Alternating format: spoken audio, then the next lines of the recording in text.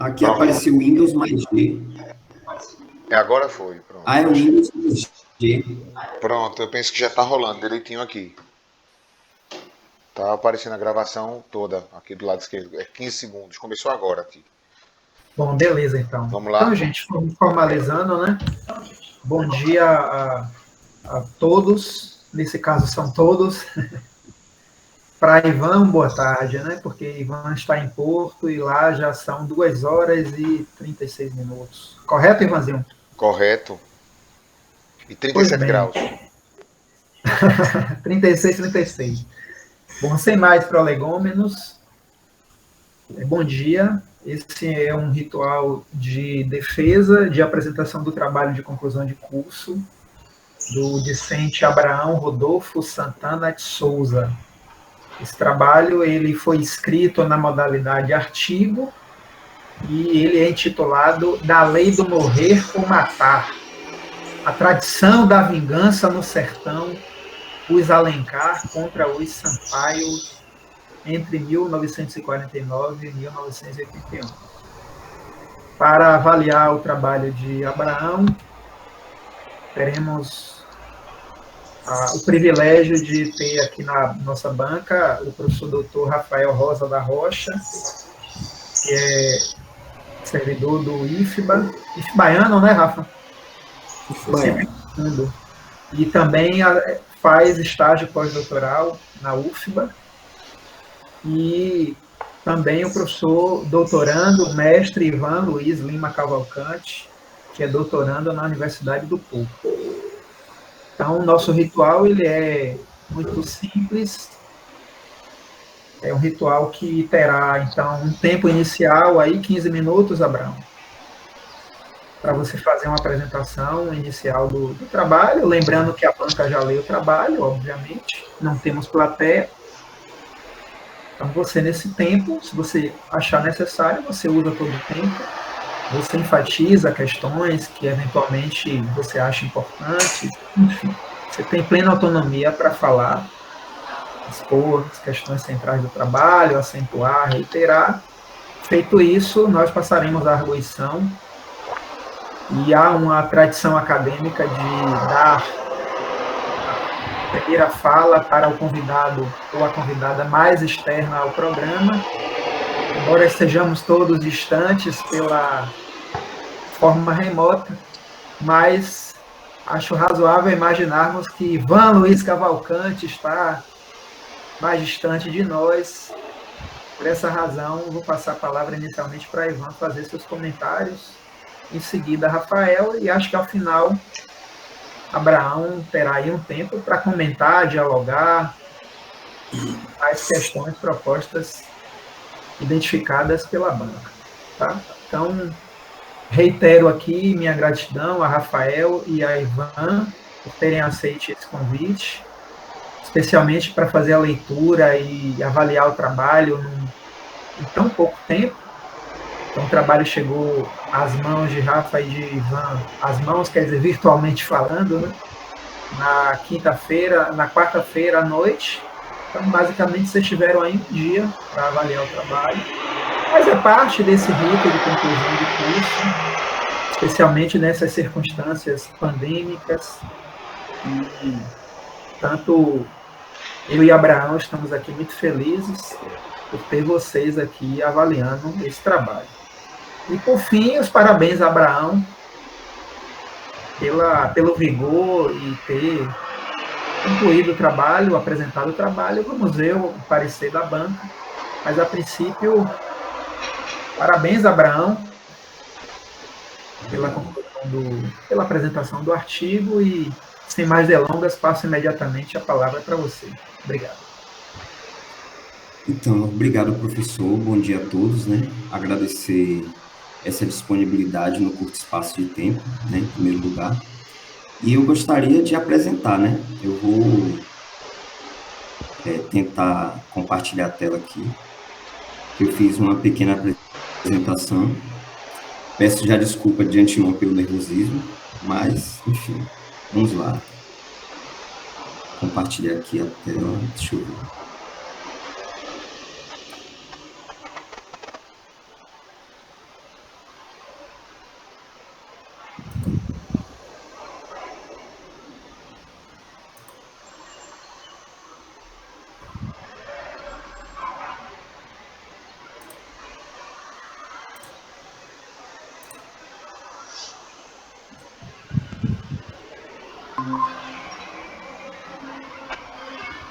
Vocês já conseguem ver? Ok. Sim, Abraão.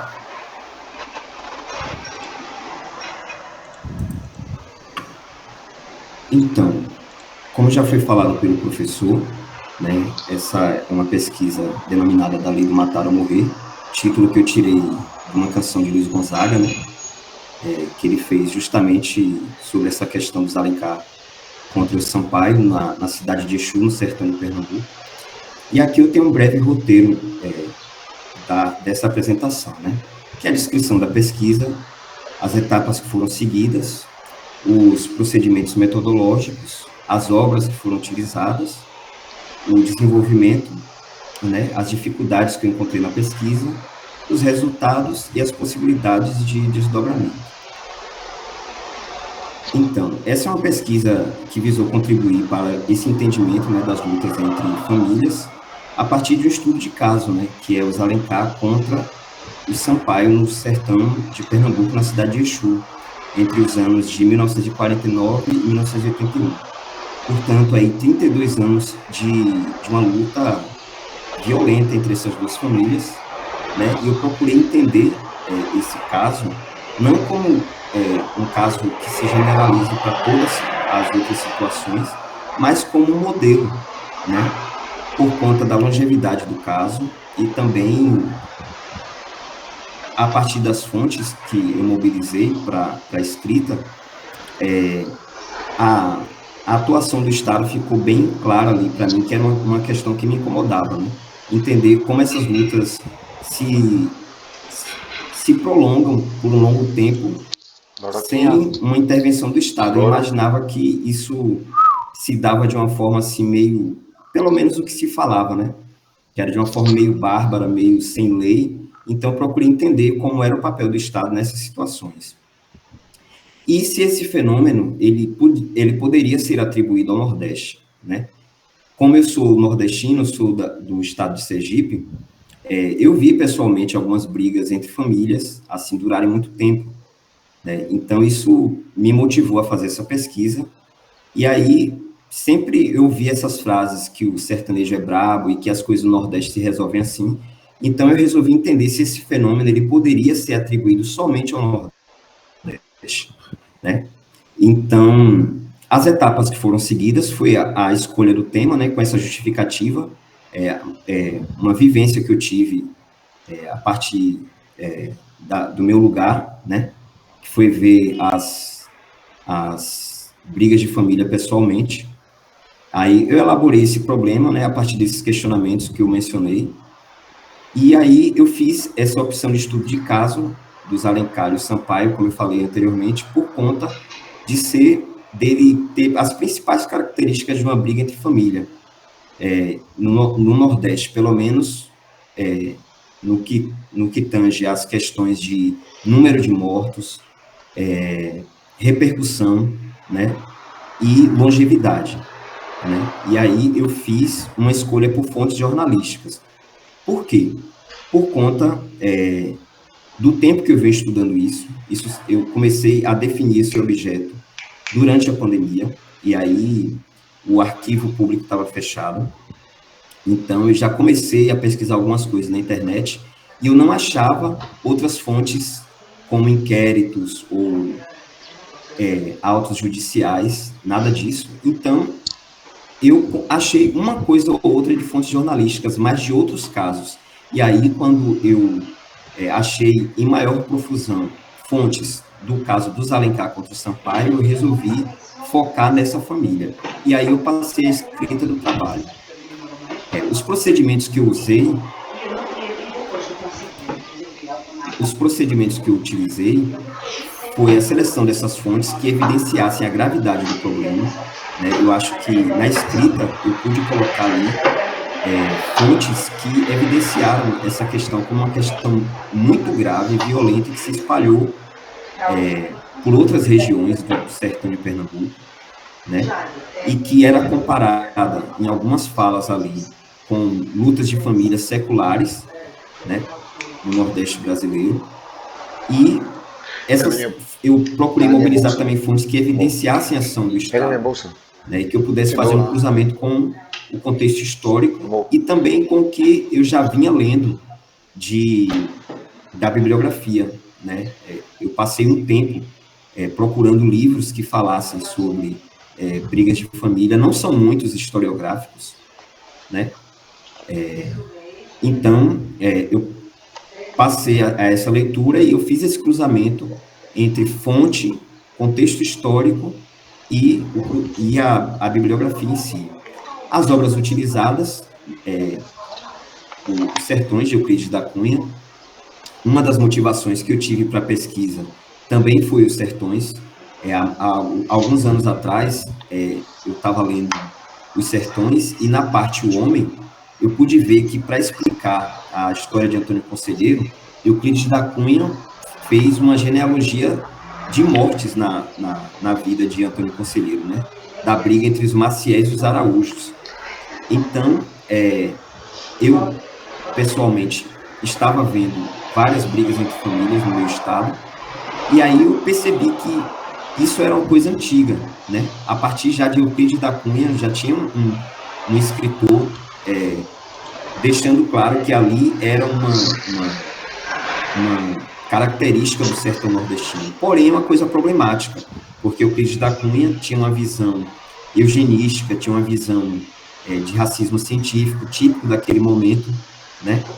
Então, ele tem uma fala ali preconceituosa em relação ao Nordeste como um espaço da barbárie, um espaço de turbulências violentas, e ele falava ali sobre brigas de família nesse contexto.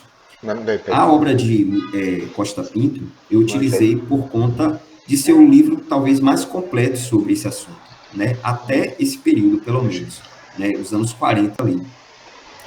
E eu pensei das análises dele o papel do Estado. Ele fala que o Estado sempre esteve presente, embora as famílias fossem fortes nessas localidades afastadas do litoral, principalmente, o Estado sempre esteve presente, tanto durante a colônia, durante o Império e também durante a República, né? E aí eu trouxe também para o trabalho Durval Muniz, né? Por conta de ser um estudioso do Nordeste, e ele estuda essas construções imagéticas que se fez sobre o Nordeste brasileiro, né? Então, ele fala também no trabalho dele que o Nordeste foi tomado a partir das ideias de intelectuais no início dos anos 30 como lugar da revolta, o lugar da violência, onde se podia dar uma revolução por conta da miséria, por conta da seca, né, do banditismo, né, que o banditismo era uma espécie de revolta.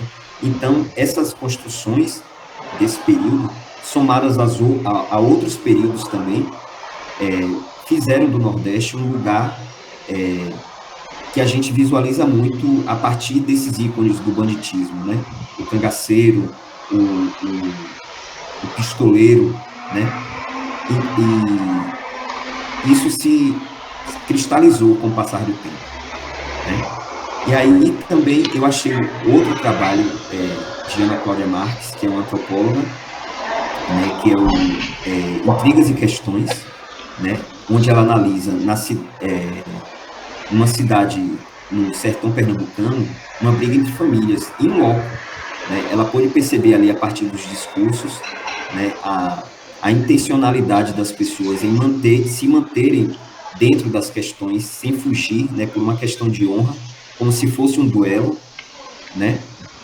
Mesmo que esse duelo não tivesse as regras do assim chamado duelo europeu, né? As pessoas se mantinham naquela questão como se daquilo dependesse a honra delas, né? E eu também trouxe um artigo de José Molino de Carvalho, onde ele discute os conceitos de mandonismo, coronelismo, clientelismo, a partir de outros trabalhos de outros autores. Então, ele tenta fazer uma análise mais completa ali, discutir esses temas. E aí, por que eu trouxe esse artigo? Porque é muito fácil falar desses conceitos e jogar tudo na mesma bacia, né? Quando se fala em Nordeste. a questão do coronelismo. E aí eu vim entender, né, que o coronelismo é um sistema político datado, né, da implantação da República até a Revolução de 30.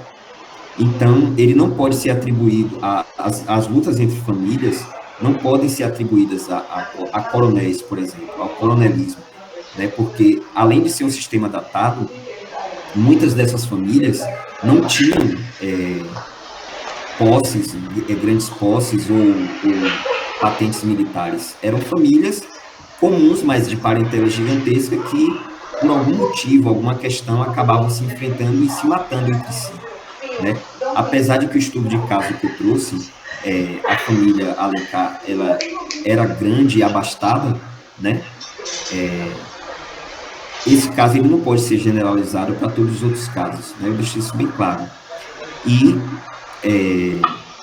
o conceito que eu acho que mais se aproxima da questão que eu trouxe entre os Alencar e o Sampaio é a questão do mandonismo, né? Que é aquela sensação de pertencimento que essas famílias têm, né? Por conta do tempo que elas residem nessas localidades, pela construção, pela participação delas na construção dessas cidades.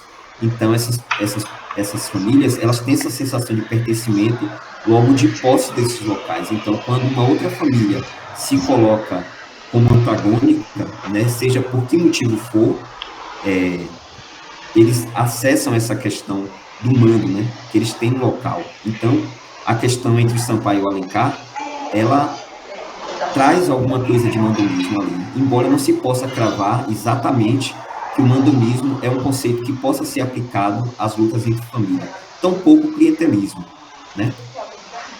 E aí o desenvolvimento da pesquisa se deu a partir da perseguição dos personagens, né? Eu fui perseguindo os personagens através da atuação política deles, eu fui seguindo a atuação política deles, que aparece bem nas fontes jornalísticas, né? E aí, em algum dado momento, eu tentei comparar dois periódicos, que é o Diário de Pernambuco e o Diário da Manhã. Só que o Diário da Manhã, em algum determinado momento, a partir dos anos 40, ele some, simplesmente some. E aí eu não consegui achar na internet, em lugar nenhum, uma fonte que explique se o Diário da Manhã parou de circular, né, ou não. E aí o Diário de Pernambuco acabou aparecendo mais. E o Diário de Pernambuco, eu também percebi que ele tem um olhar enviesado sobre a questão. O Diário de Pernambuco pertencia aos diários associados, de Assis Chateaubriand, né, que sofreu perseguição política durante o Estado Novo, e ele apoiava a UDN, né, com o fim do Estado Novo e a volta dos partidos políticos. O Diário de Pernambuco, ele claramente se colocava do lado da UDN. A UDN, que era representada na cidade de Exu pelos Alencar. Então, percebe-se nas fontes uma certa complacência com os Alencar, né?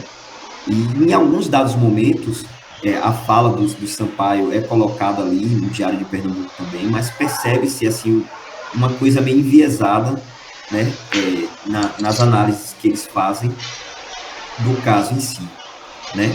E aí, com o constante cruzamento entre fontes e bibliografia, o objeto foi ficando mais claro, né? Aos poucos, o objeto foi ficando mais claro para mim. O processo de escrita também levantou outras questões, como eu falei anteriormente, sobre qual conceito seria melhor para entender, né, as brigas entre famílias. E aí eu precisei fazer escolhas sobre o que me demorar falando ou não, né, devido ao tempo de execução da pesquisa. E aí entraram essas dificuldades, né, quais perguntas responder, né, sem cair em generalizações, foi o que eu procurei fazer, né.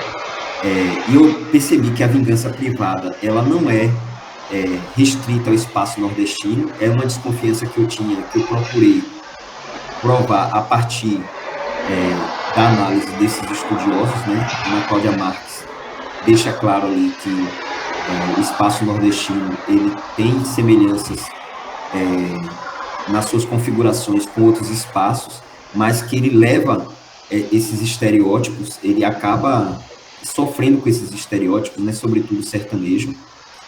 E também eu tive dificuldade para me manter pensando na região Nordeste e não tentar discutir as brigas de família, a vingança privada em outros espaços, né? Por exemplo, existe o Código Canum nas montanhas albanesas, né? Que até recentemente funcionava como um código de honra, né? Onde a vingança privada meio que era uma coisa permitida, né? E até meio que sistematizada, né? Então, eu tive dificuldade para não cair na tentação de tentar discutir esses temas. E aí, eu também tive dificuldade de achar mais fontes, né? Aliás, de achar fontes dos momentos chaves do caso. Eu passei muito tempo sem achar fontes do início da questão entre os Alencar e o Sampaio. Isso fez com que a minha escrita demorasse mais, né? E a elaboração da escrita também, ela ficou meio inviabilizada, né, para discutir esses conceitos por conta da falta de tempo mesmo, né, devido às demandas acadêmicas, né, outras coisas que eu tinha que fazer. Isso acabou complicando para mim. E, como eu falei anteriormente, eu pretendi não cair nessas generalizações, né? E aí, os resultados que eu colhi, né? As fontes jornalísticas se mostraram viáveis, né, para discutir o tema. Foi possível relacionar as fontes com as características das lutas entre famílias, né, expostas pelos estudiosos. E eu também consegui, né, achar as fontes para criar essa linha do tempo do caso estudado. E eu consegui perceber a atuação do Estado, né, como ele se deu. O Estado realmente estava presente ali, né, nessa questão. E, a partir dessa discussão bibliográfica, foi possível problematizar a imagem do Nordeste. Eu creio que deu para mostrar ali a visão que se tem sobre o Nordeste e sobre as brigas de família. E eu acho que essa pesquisa, ela tem possibilidades de desdobramento, né? Existem outros casos de igual relevância, né? Como os Mouras contra os Canguçus, por exemplo, na Bahia, que é um caso que merece estudo, né? Os Mouras contra os Canguçus foi um caso bem emblemático na Bahia, né? E várias outras brigas de família famosas. Então, acho que merece uma atualização, né? E o estudo das brigas entre famílias. E também há possibilidades de entender esses conceitos de honra do homem nordestino e ampliar as fontes, né? Aqui eu utilizei fontes jornalísticas, mas a gente poderia ampliar para inquéritos ou autos judiciais e também estudar outros espaços. Então, eu acho que é isso.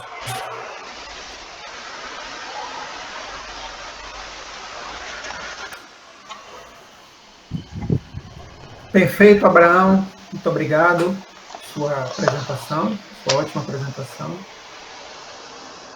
17 minutos, está na margem, sem briga. Obrigado, Abraão. Ivan Luiz Lima Cavalcante. Pronto, vamos lá. Estão me ouvindo bem, né? Sim, perfeito. Pronto, Abraão.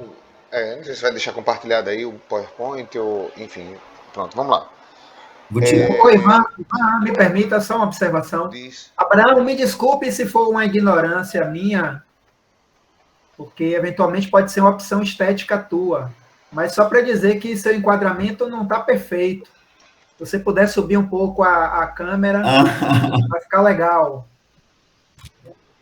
Tá cortando a parte agora sim. Perfeito agora. Agora vai. Pronto, tá ótimo. Tá lindão agora.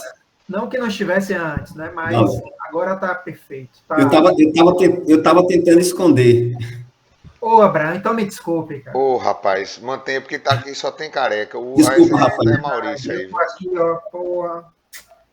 Maurício tá compensando embaixo, né, Maurício? Mas é isso. Abraão, vamos lá. Primeiro, Maurício, queria agradecer o convite. Obrigado pelo convite. Prazer, Rafael, te conhecer aqui. Abraão, gostei muito da sua apresentação agora, inclusive muito objetivo. Se todo mundo fosse assim, né, seguisse minuciosamente o tempo, as ideias e o PowerPoint, tudo seria mais fácil. Então, vamos lá. Eu vou começar em alguns pontos. Eu quero falar de forma depois de conteúdo, certo? E depois a gente converse um pouco sobre isso.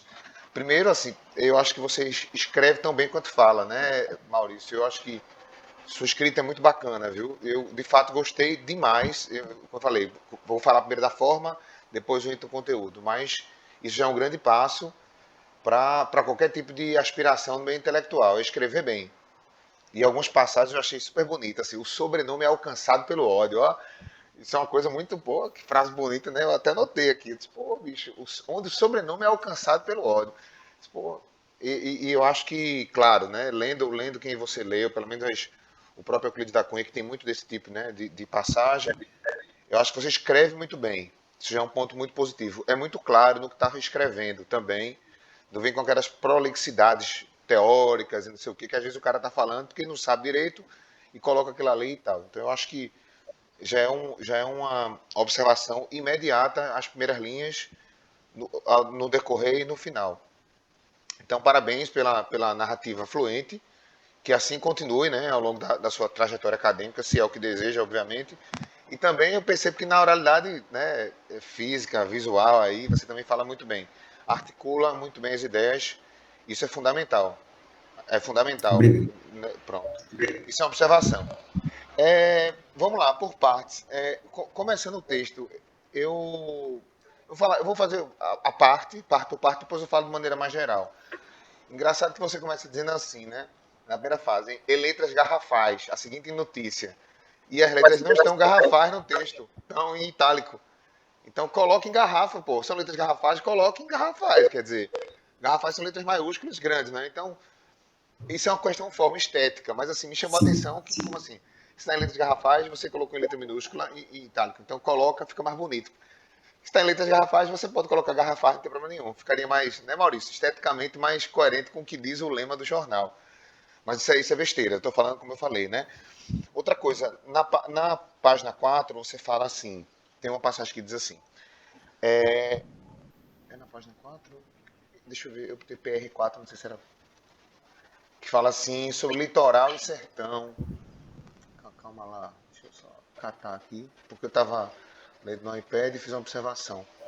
Ah, não, no parágrafo 4, desculpa.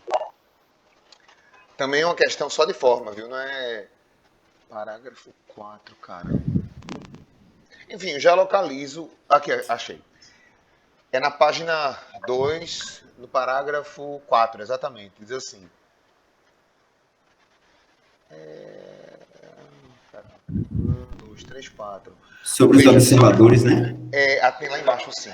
Notadamente nas cidades mais afastadas do litoral, ou seja, no sertão. Tudo bem, depende, porque o conceito de sertão, naquela época, no século XIX, eram regiões desconhecidas, desabitadas, tal, tal, tal. Mas o conceito de sertão hoje é outro, né? O sertão, por exemplo, a região próxima do litoral, Mato Grosso não é sertão hoje em dia e é distante do litoral. Só para que fique, porque sertão é um conceito também até o século XIX, né? Um sertão, existia o conceito de o colonial e imperial de sertão, né? Que eram aquelas vastidões, grandes sertão veredas e tal, tal, tal, e o sertão hoje em dia, que é o sertão de onde aconteceram os conflitos. E aí, não necessariamente por ser perto, longe do litoral, quer dizer que é sertão, entendesse? Mas também uma questão Sim, de forma. Eu entendi perfeitamente o que você falou. Mas é porque fica dizendo assim, se não for litoral é sertão. Hoje em dia não é necessariamente assim. Naquela época era. Então ficou meio confuso nesse sentido. Deu para entender a observação? Pronto. E deu. como está Sim, indo sim, com sim. letra minúscula, eu não sei se você está discutindo o conceito de sertão hoje ou daquela época, mas também é forma, né? É, ah, Sim. tem uma hora que você diz assim, é uma sugestão, obviamente, acadêmica. Para o nosso trabalho foi usado basicamente fonte de jornal. Olha, não coloque basicamente não. Porque basicamente fica falando, não, foi só isso e acabou. Não, nunca é só isso, você usou mais. Né? Foram usados fontes jornalísticas. Você acaba por depreciar um pouco parte da sua pesquisa. Pesquisa boa. Você não precisa colocar esse basicamente. Basicamente é como se você estivesse reduzindo o seu trabalho. E não está reduzindo, o trabalho é bom. Tudo bem? Eu estou me atendo à forma primeiro, já já eu entro no conteúdo, né? Na página 4, em um parágrafo